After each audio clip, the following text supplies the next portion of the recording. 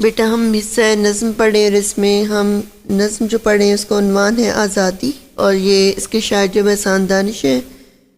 تو اس میں اب ہم پڑھتے شعر نمبر 7۔ آپ دیکھیں، تحیر ہے کتاب اللہ زیب طاق نسیاں ہے، تحیر ہے کتاب اللہ زیب طاق نسیاں ہے، تعجب ہے کوئی کرتا نہیں تفسیر آزادی۔ اس میں مشکل الفاظ کے معنی دیکھیں۔ تحیر کا معنی ہوتا ہے حیرت، اور زیب طاق نسیاں یعنی فراموشی کے طاق کی زینت۔ اس سے مراد یہ ہے کہ قرآن پاک کو ہم نے طاق میں رکھ کے بھول چکے ہیں۔ اور بیٹا اس کا مفہوم یہ ہے کہ اللہ تعالیٰ کی کتاب یعنی قرآن پاک آزادی کا پیغام دیتی ہے، لیکن ہم نے اسے بھلا دیا ہے، لیکن کوئی آزادی کی تفسیر بیان نہیں کرتا۔ اس شعر میں شاعر بتاتے ہیں کہ قرآن مجید اللہ تعالیٰ کی آخری کتاب ہے، جس میں اللہ تعالیٰ نے ہمیں زندگی گزارنے کا مکمل طریقہ سمجھا دیا ہے، اور رسول پاک صلی اللہ علیہ وسلم اللہ تعالیٰ کے آخری نبی ہیں، اور ان پر قرآن پاک اللہ تعالیٰ کی آخری کتاب نازل ہوئی۔ تو شاعر کہتے ہیں کہ حیرت ہے کہ ہمارے پاس وہ نظام موجود ہے جو آج سے کئی صدیاں پہلے اللہ تعالیٰ نے مسلمانوں کو دیا، لیکن اس کے باوجود اس نظام کو فراموش کر کے طاق کی زینت بنا دیا، اور جس نظام کی رٹ لگائی ہوئی ہے اس کی حالت تو یہ ہے، بقول شاعر، جمہوریت ایک طرز حکومت ہے جس میں بندوں کو گنا جاتا ہے تولا نہیں جاتا۔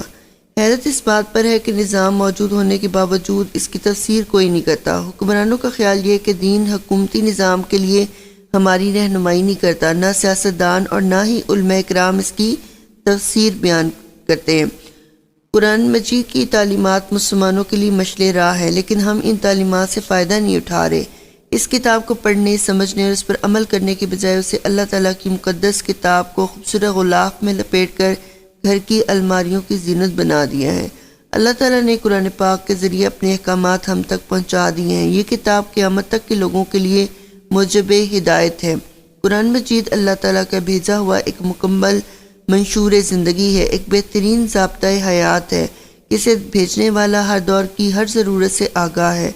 رہتی دنیا تک کی تمام ضروریات کے لیے اس میں رہنما اصول موجود ہیں۔ یہ ایک جامع کتاب ہے جس میں ان تمام امور کو بیان کر دیا گیا ہے جو قیامت تک ضروری ہیں۔ قرآن پاک میں ارشاد باری تعالیٰ ہے کہ ہم نے کتاب میں بیان کرنے سے کوئی چیز نہیں چھوڑی۔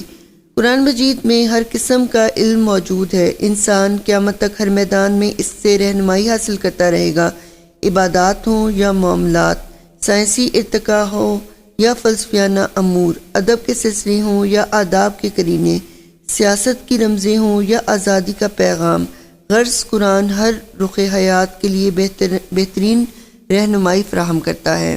بقول شاعر، یہ کوثر کا دھارا یہ جنت کا پھول، یہ کوثر کا دھارا یہ جنت کا پھول، چمکتا ہوا زندگی کا اصول۔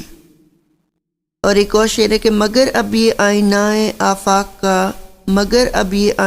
آفاق کا سنہرا سا ایک نقش ہے طاق کا۔ لیکن ہم نے قرآن پاک کی تعلیمات کو نہ سمجھا اور نہ اس پر عمل کیا، اسی وجہ سے ہم زوال کا شکار ہیں۔ بقول اقبال، وہ زمانے میں معزز تھے مسلمان ہو کر، اور تم خوار ہوئے تارک قرآن ہو کر۔ اور ایک اور شعر ہے کہ تجھ سے مل کر زندگی مقصود مہر و ماہ تھی، تجھ سے کٹ کر در بدر بے آبرو ہونے لگی۔ اور علامہ اقبال ایک جگہ فرماتے ہیں کہ خوار از مہجوری قرآن شدی، شکوہ سنج گردش دوراں شدی، یعنی ہم قرآن کو چھوڑ کر ذلیل و رسوا ہوئے، پھر تم انقلاب زمانہ کی شکایت کرتے ہو۔ مسلمانوں نے جب اسلام کی تعلیمات کو بھلا دیا تو انہوں نے اپنا مقام و مرتبہ بھی کھو دیا، اور دوسری اقوام کے مغلوب بن گئے، محکوم ہو گئے، دوسروں کے غلام بن گئے، آزادی جیسی نعمت کو کھو دیا۔ حضرت عمر رضی اللہ تعالیٰ عنہ فرماتے ہیں کہ ہم وہ قوم ہیں جسے اللہ تعالیٰ نے اسلام سے وابستگی کی وجہ سے عزت دی ہے۔ جب کبھی ہم نے اسلام سے تعلق توڑ کر عزت و وقار پانے کا ارادہ کیا تو اللہ تعالیٰ ہمیں ذلیل کر دے گا۔ بقول شاعر، تیرا نقش پا تھا جو رہنما تو غبار راہ تھی کہکشاں، تیرا نقش پا تھا جو رہنما تو غبار راہ تھی کہکشاں، اسے کھو دیا تو زمانے بھر نے ہمیں نظر سے گرا دیا۔ مسلمان اللہ تعالیٰ کی بھیجی ہوئی کتاب کو طاق میں رکھ کر بھول چکے ہیں، اسے پڑھ کر سمجھنے کی کوشش نہیں کی جاتی، اس میں جو آزادی کا پیغام دیا گیا ہے اس کی وضاحت نہیں کی جاتی، اسی لیے ہم آزادی کے صحیح مفہوم سے آگاہ نہیں ہیں۔ شاعر کہتے کہ ہم اللہ تعالیٰ کی کتاب کو طاق میں رکھ کر بھول گئے ہیں، کوئی بھی اس کی صحیح تفسیر نہیں کرتا، اس میں موجود آزادی کی تفسیر نہیں کی جاتی۔ اب بیٹا اس سے اگلے شعر کی تشریح ہم اگلی ویڈیو میں پڑھتے ہیں۔